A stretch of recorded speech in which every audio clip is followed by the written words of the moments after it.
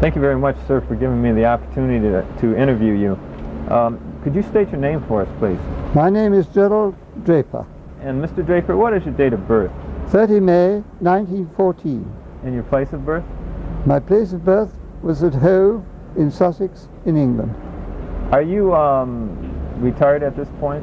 I'm a retired academic, that is Professor Emeritus of the University of Sussex, from which I retired in 1977, and before that I was an assistant professor in the University of London for the period 1967, or rather 1967 to 1975, yes. And what were you a professor of? Law. Law. And what university did you graduate from? University of London in 1935, and I took my mastership in 1937, and I was doing my dissertation when the war began, and I had to abandon that to go into the army. I understand that during following World War II that you were a senior British officer for the British occupied zone in Germany, where you acted as a prosecutor for war crimes, and also from time to time you were assigned to the Nuremberg trials, which were the famous war crimes trials. Yes, that is correct. The office that was entrusted in the British zone with the prosecution of German war criminals was called the Office of the Judge Advocate General, which is the legal side of the military under the British legal system. This office was entrusted in 1945 with the commitment of trying German war criminals before military tribunals in the British occupied zone of Germany. That commitment began with the trial of the Belsen camp staff and continued on through a diversity of war crimes trials, finally ending, as far as that office was concerned, in the close of the year 1949, about December 1950. Wasn't it you, in fact, that took the confession of Rudolf Höss, who was the commandant of Auschwitz camp? It was. That took place somewhere in about the period second half of March 1946, when he had just been arrested in the northern area of Germany as a civilian and was brought in for identification. He was not tried by the British. He was taken to Nuremberg as a witness called by the defense on the part of the defendant at Nuremberg, Kaltenbrunner, who wished to establish through the mouth of this witness Höss that the gassing of Jews on a mass scale was a top secret matter, in order that the honor of the German people might be spared. And Kaltenbrunner took it into his head that this would be something that would appeal to the court to show what a nice chap he was. And therefore he wanted to establish that the whole of the gassing operation, the final solution of the Jewish question by the Reich, was a top secret matter, and the top secrecy had to be preserved by people like the Commandant Höss. I think there's even a picture, isn't there, of in Tom Bauer's Blind Eye, the murder of Höss confessing to you about the murders that he was responsible for? He was afterwards tried. When he completed his evidence at Nuremberg, he was afterwards taken to Poland and tried by the Polish legal authorities for his crimes committed while he was commandant at Auschwitz, sentenced, found guilty, sentenced with others to death, and was in fact hanged outside his garden in Auschwitz, and you can see the gallows in situ to this day. How long did you act in this capacity as I acted in this capacity as a prosecutor of war criminals from the June of 1945 to the December of 1950, with one short period when I was back in England for hospitalization.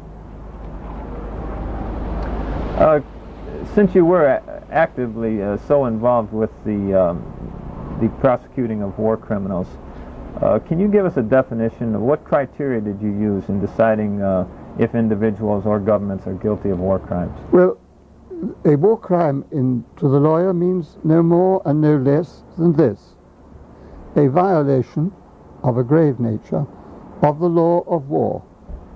Now, the law of war forms part of public international law, is of considerable antiquity, and has been established over the centuries because warfare has been a fairly regular activity of mankind throughout recorded history. This law is now complex, elaborate, and at other times vague. And the decisions have to be made on the basis of the practical ones, which normally get overlooked. Have you got the accused within your jurisdiction? Secondly, have you got the evidence at your disposal to establish a case that is likely to lead to conviction? And lastly, is that evidence fit to establish a serious violation, not denial of postcards from his family or some trivial, what lawyers would call of the smallest concern, a major and serious matter. Now, there are many other factors, unfortunately, that have, in the passage of time, crept into the decision-making process about prosecution. It isn't only a legal judgment. There are many other matters. There is what's called prosecuting policy. And of course, from time to time, the processes of applying justice are not furthered by political interference on the part of governments. Are you familiar with the evidence against both the British Army and the Yugoslav Army concerning the forced repatriations of Croatians, Slovenes, Serbs back to Yugoslavia, as well as Cossacks and Ukrainians and White Russians to the Soviet Union?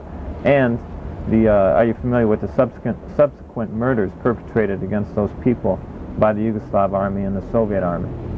I am conversant with them in a second-degree measure. That is, whereas when I was dealing with German war criminals, I would have the documents, the evidence, and the oral depositions at my selection and disposal.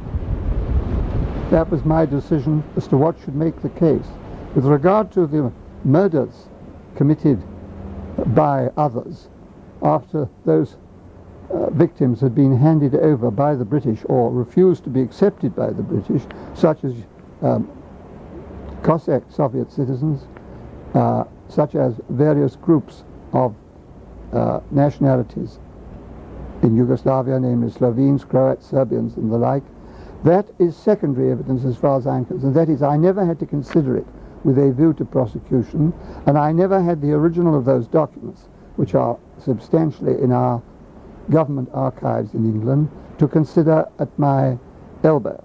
What I did have to do was, not as a government duty, but as an act of friendship really, was to assist Count Tolstoy in making an ex hypothesi assessment of whether the evidence was such that had it been available to substantiate the matters upon which he wrote in his book, one would have been in a position to advise or not to advise the bringing of a prosecution against certain British individuals in the service of the state for this either handover or correspondingly refusal to accept as prisoners.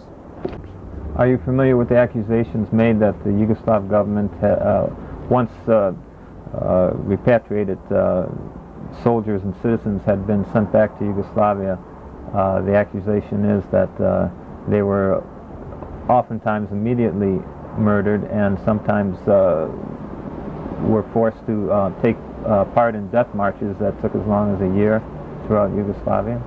From the evidence that I have read in the text of the works published by Count Tolstoy, for which his footnotes refer always to documents in the Public Record Office, I should thought the evidence of that was overwhelming. And based on that evidence, that evidence from the War Office, would there be sufficient cause to say that the Yugoslav government were war criminals if those murders did in fact occur? I think undoubtedly yes, that you have to go through this practical checklist. That is, have you got the accused? If so, if you have not, how are you going to get him extradited? Because this requires a treaty. And have you got the evidence?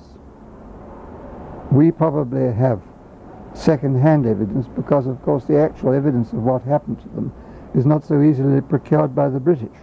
It is probably in Belgrade archives. This is the difficulty with all war crimes repression exercises. That is this: the war criminal normally keeps a good distance from his evidence. Well, let me ask you this then. During a court of law for war crimes that you took part in occupied Germany following World War II, during those war crimes procedures, were eyewitnesses brought into the court to testify? Yes. So the eyewitness account oftentimes could be considered valuable to the case. Yes, indeed. The eyewitnesses were very important. What one has to be careful about is that one learns with the passage of time to place more reliance in some ways on documents, subject to there being no question of a dishonestly concocted and framed document, than you do of the oral witness. Memories play tricks with people. Politics play other tricks with their memory. And moreover, some people have been through such terrible experiences as what they've seen that you can hardly blame them if they are imprecise, sometimes contradicting themselves, sometimes almost blank on matters which you cannot conceive they don't recall. They have been through such experiences, those people who are testifying, of which you, the prosecutor, have had no experience whatsoever.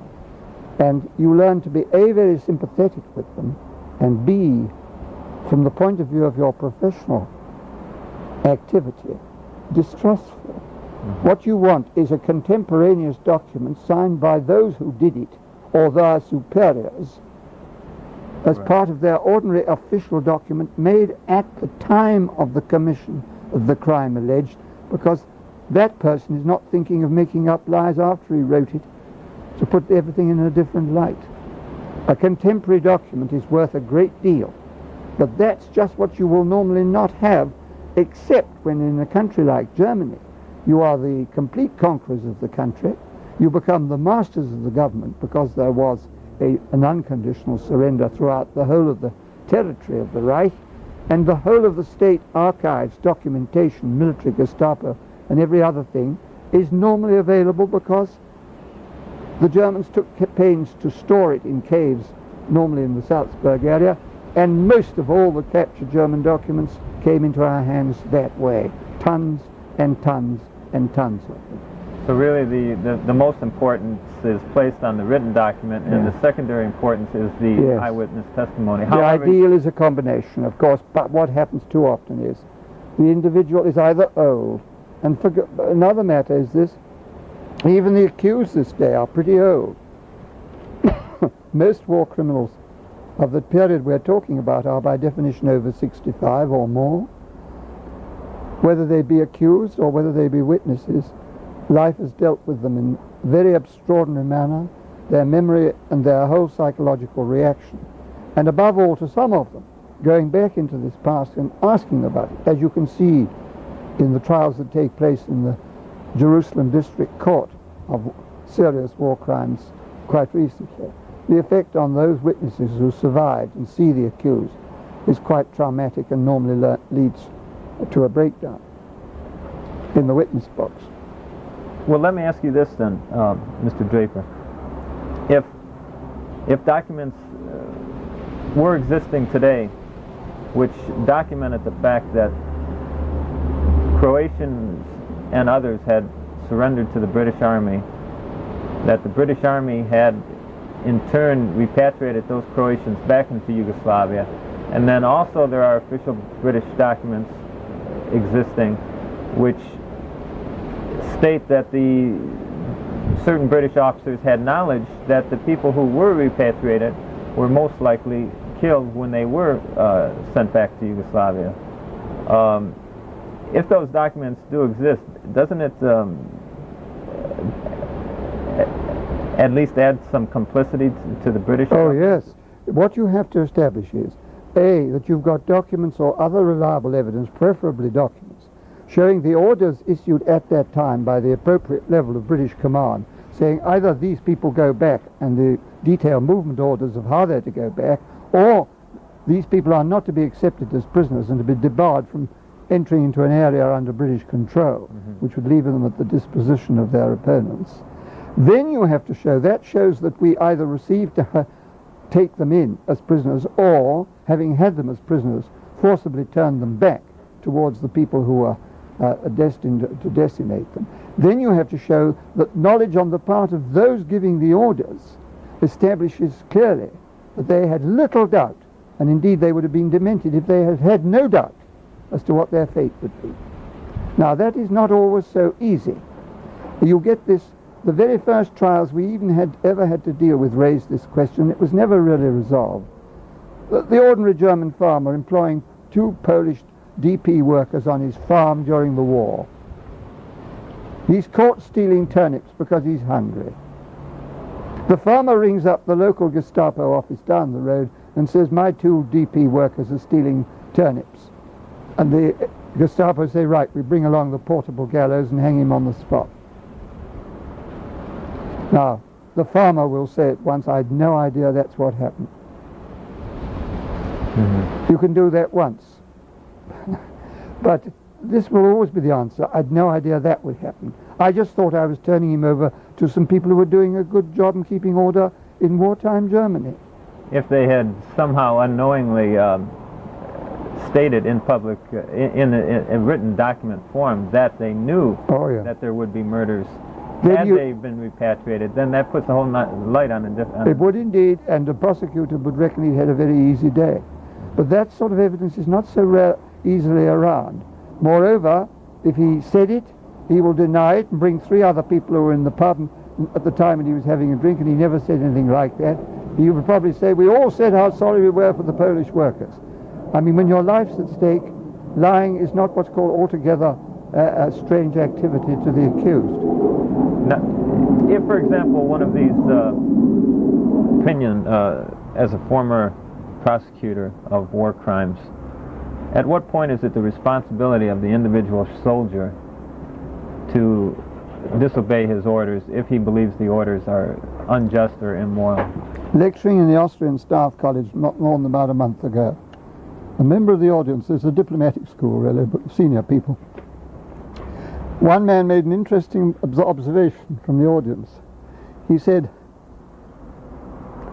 in the armies of the Empress Maria Theresa, if an Austrian officer disobeyed an order and achieved a military success, he got a decoration.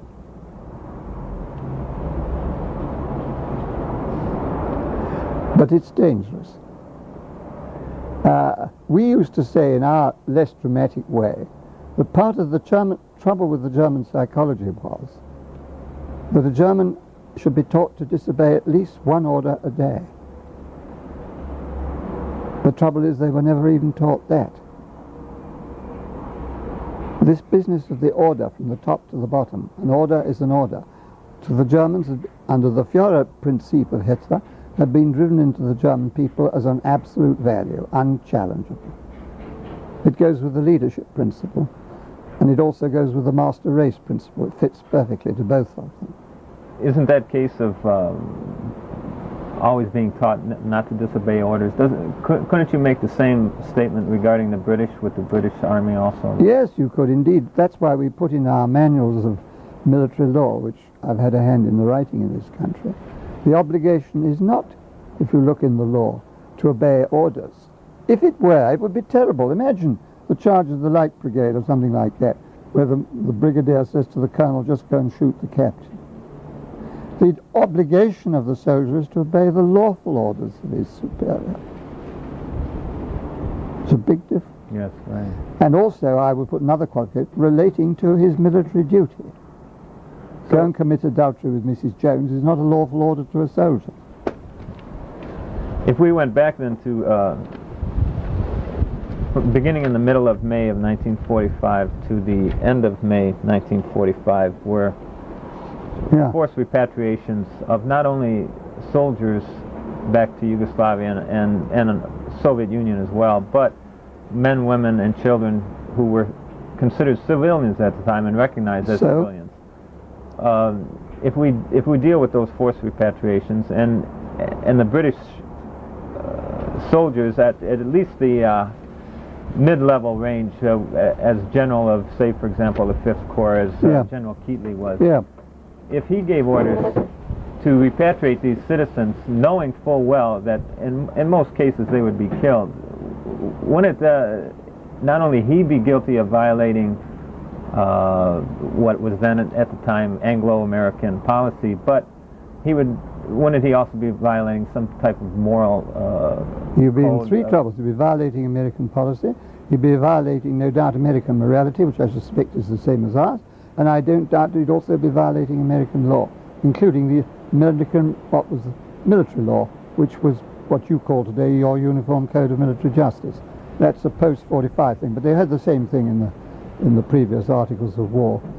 And so he'd be wrong all the way round. Now, why Tolstoy is so interested in this is, there is some suggestion, and I think this is where his evidence is just where he can't close the gap, the lacuna, that at some stage in this exercise against these various groups of Yugoslavs, who we either forcibly repatriated or forcibly refused to accept as prisoners, leaving them slap as sitting ducks, at some stage Tolstoy thinks that the late Macmillan made a decision on his own without reference to his superiors. But if we could just speak specifically about the issue of forcing of somebody of General Keatley's stature and below, of forcing these citizens back into Yugoslavia, knowing, and I think there is sufficient proof what their that fate's they did more know, than likely to be, that they would face death upon their return. Yes. Wouldn't not only General Keatley be guilty of the crime, but if those officers below General Keatley also believed that they would be killed, couldn't they be considered? Oh, certainly. It doesn't mean only one. I mean, in a full effective channel. I mean, take on a bigger scale it is, because with the Cossack Soviet citizens, that comes right the way down from Yalta. Now that goes right the way through our cabinet. That goes through the war cabinet of Churchill and Eden and Co. We had an inner cabinet in the war, but that's the top decision-making war body, the inner cabinet, war cabinet. That's certainly Churchill and Eden. All that Churchill could say is the papers never came across my desk, which would be practically impossible for him to say. Eden is certainly responsible and could have been made to answer, and indeed I've written that in that legal appendix at the end of the Victims of Yalta, that Eden was responsible. Then it comes down to, now here you get a difficulty. We had a system in the war that there was one man of cabinet minister rank who was always at the main focal center of military command, a resident cabinet minister, and it happened to be Macmillan. As you know, he was at Algiers, and then when it moved to Italy, the war moved up, he moved to Caserta. Now he was active, and he sits there because that's where Allied Force headquarters is, it's where all the senior American generals are, and the Joint Chiefs of Staff are also involved. But Macmillan, the relationship between Macmillan and the military is a very delicate matter, and that's where we are in the dark. Now, you could show a channel if you like. It's quite feasible. There's nothing particularly outrageous in what you suggest. Of responsibility, Churchill, Eden, Macmillan, our top army chap there would be Field Marshal Alexander. For various reasons, you will see from the writings of Count Tolstoy that he thinks that Alexander was hotted or deceived over this. But they circuited him because they knew he'd get very angry. He was not that sort of chap who stood for that sort of thing. He would have been very angry. I'm sorry about that. Very angry, indeed. Then it goes down into the army commander, McCreary, who, all these men are dead, I would add. McCreary, who certainly, if knew about it, was probably no more than the glorious post office for this purpose. Then it comes to the man who's got the troops and the decision on the ground, the fighting then being over, is General Orfrey of 5th Corps, and that's where the real hot spot on the chain of responsibility lies. Then his immediate staff officers, his number one is called his BGS, his Brigadier General Staff, Chief Staff Officer, who is still alive. That is Lord Aldington, and that's where the sparking match now rests, and possibly one or two lower down because of some other people who signed orders about these Yugoslavs at the lower level, staff officers. Now, of course, you've got to show, if he's at the very top, he has, it's not so difficult, because the answer is, at your command level, with your intelligence system and your political liaison, going to be jolly difficult to show you knew nothing. We prosecutors have got to show that he knew enough. He knew enough. If we could go down lower from But when he gets to Private Jones, who with a bayonet says to Mrs. Pantone, whatever her name is, said, get on that train or else. Now, he probably isn't going to be told what it's all about. He's told you get those people on that train in any event. Now, here you get down to the individual. If he's a lumpen private soldier, he will, even then, will have to answer it. Who taught you to use a bayonet on women? Mm-hmm. Who told you to do it? Anybody train you to use bayonets on women? Which part you puncture? You can play hell with a man like that in prosecution. There is one individual I have in mind who is on record as stating, he was lower level than general. I believe he was captain or major. Yeah. He's on record as stating that he knew that there were several 80 or 90 people locked up into cattle cars. He knew that the locks were put on the outside to prevent their escape.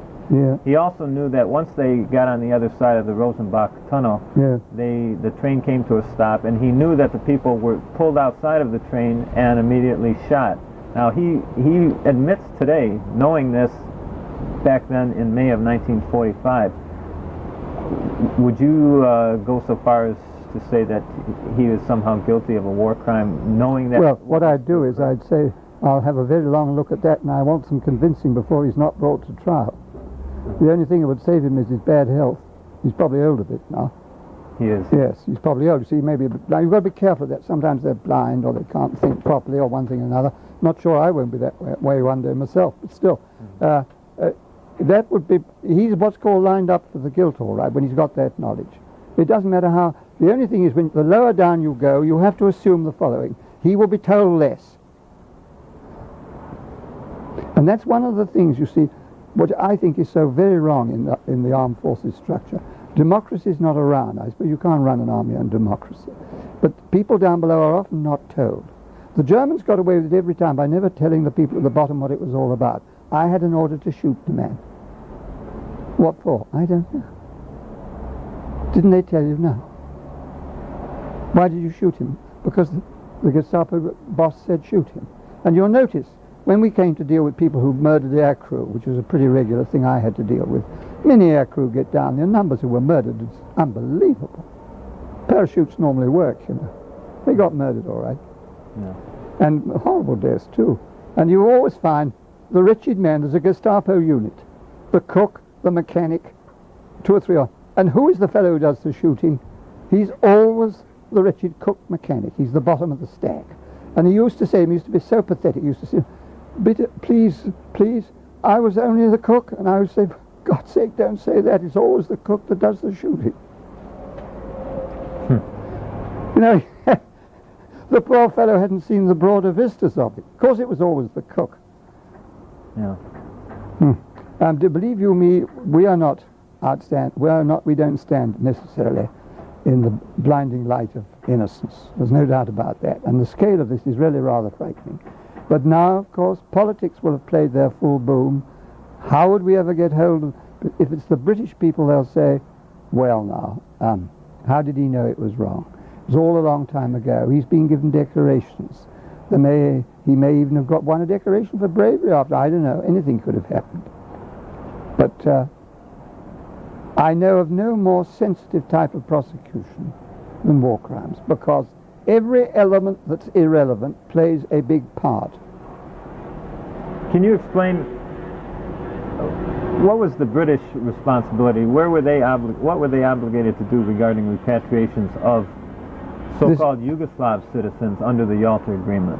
That would be entirely a British matter, as far as they were concerned with our people. We might liaise with the Americans and agree a policy, might have been clear, but it's nothing to do with Yalta. Yalta dealt with only one class of person, Soviet citizens, period. The only other people it dealt with were the UK military and the United States military, who were so-called liberated when the Russians released them from camps. For example, you see, here's a very big and difficult story. Eden got up in the House of Commons and talked about 75,000 Allied prisoners. Do you want to move inside? If we could just clear up one issue. With your vast knowledge as a prosecutor who was in the Nuremberg trials, as a prosecutor in the Nuremberg trials, and your knowledge in international law, can we consider the issue of the forced repatriation of the Croatians back into Yugoslavia in the hands of Tito's partisan troops? When those Croatians were sent back, most, if not many of them, were slaughtered, if not immediately, soon afterwards. Would you consider, in your opinion, that the killing of those Croatians was a war crime, first of all? And second of all, if the people who did commit the war crimes did in fact kill those innocent people, oftentimes involving men, women, and children who were civilians, were those people then considered war criminals? I would like to answer that in three levels. Assuming that at the time these incidents happened, in the second half of May, perhaps later, of 1945, if Croatia was at that time operating in any way, even as the vestiges of the state, and acting in close concert with the Germany as a co-belligerent, the Tito administration, which murdered them, including their women and children, and shot them in cold blood, might well be exposed to what we would call a war crime. Assuming that wasn't there, and Croatia had long since lost the last vestiges of statehood and organization as a belligerent, it would undoubtedly be possible to tax Tito with a crime against humanity, because that would extend to any population connected with the war. And this was a population of those particular people, and it was connected with the war. So there's the second result there. Thirdly, that has to be considered is the question of whether or not any person on the British end of this tragedy, military, civilian, that is ministerial or soldiery, British, of any level, who are shown to have been responsible either for forcible repatriation of these victims to a known fate, such as cold killing in cold blood at the hands of the Tito authorities, or refusing to accept them into British control and protection in circumstances in which it was perfectly apparent that they would fall into the hands of Tito adherents, who would likewise be known as to be more than likely to decimate them. There may be a serious question of whether certain British people in positions of responsibility and knowledge may not properly be taxed with war crimes.